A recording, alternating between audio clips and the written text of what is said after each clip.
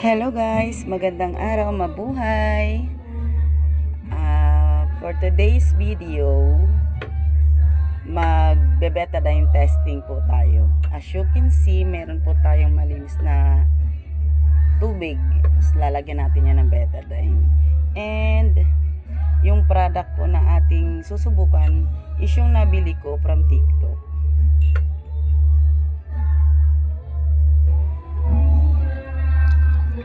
Eto siya guys. Ang glutathione S-acetyl.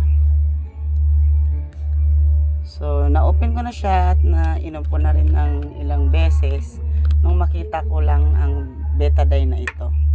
So, inopen ko na. Ayan.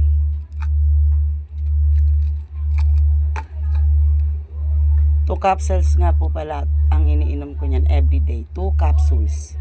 So, 2 times a day po ako umiinom. Pwede pong isahang inom lang or dalawang inom. Okay na siguro yan.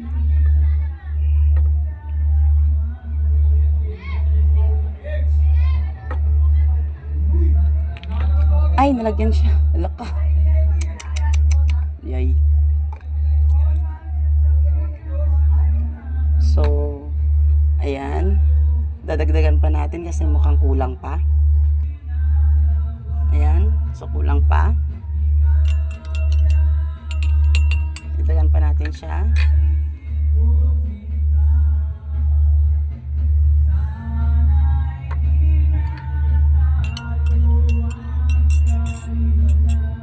So, okay na siguro to. Ganun ba yun? Konti lang bang nilalagay o talagang ano? Madami. Ayan, dahil nga po sa self-test, self-service po tayo. So, ganun. Kuha tayo ng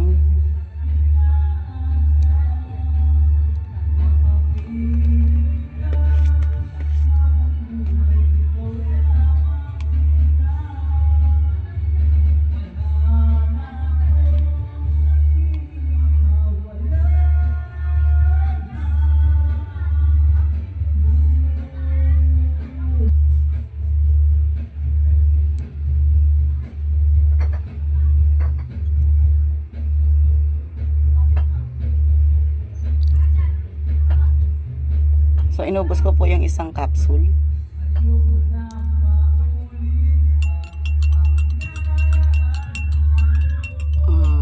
Sabay-sabay natin siyang panoorin guys. So, kayo na po ang humusga. Ano po ang nangyari? Na dapat po ay oh my God. Ano po yung iniinom ko? Tama po ba ito? Sa isang shop po ako bumili na legit siya at ito yung pinadala niya sa akin. Pricey nga siya nung una tapos nagbagsak presyo, so ginrab ko na and nakita nyo naman guys ang epekto ng S-acetyl sa betadine. Hindi ko po alam kung ano po ang nangyayari at bakit po ganun. Aroy, ayan, natapon pa nga. Bakit po ganun? Bakit ano? Ganyan ba talaga ang effect niyan? Hindi ba siya dapat magiging puti?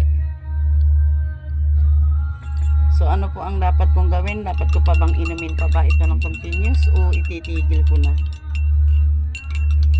Pa-comment ako guys. Pa-help na din ako para po sa product na ito na nabili ko. Kasi ganun po ang kulay niya. O ito po ba talaga?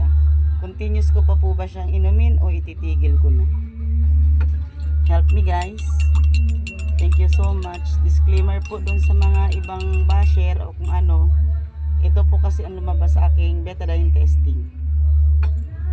Sa glutathione S-acetyl na iniinom ko. Ito po yung betadine na ginamit ko. Maliit lang po siya. 2 capsule. 2 capsule po yan. Ganyan po siya. Natapon lang yung iba. Oh, walang pagbabago. Mas darker at nagiging violet. Violet po talaga siya.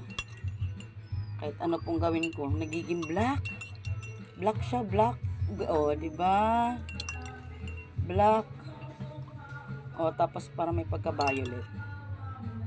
Oh, so yan, ganyan siya. So, tingin ko pag tumagal pa ito, nagiging violet siya. Kasi ganon yung una kong tinesting din sa kanya, kaya naisipan ko po siyang videohan para po maging aware din yung mga ibang umiinom din po nito. Oh, black, gray, para siyang kape na para siyang coke, tapos nagiging violet. Ganon na, steady na yung kulay niya. So nakakaputi ba talaga yung ganito? O anong ginagawa nito sa atin? Comment nyo ako guys at help nyo na rin po ako. Maraming salamat. Thank you so much for watching. Ayun lang guys.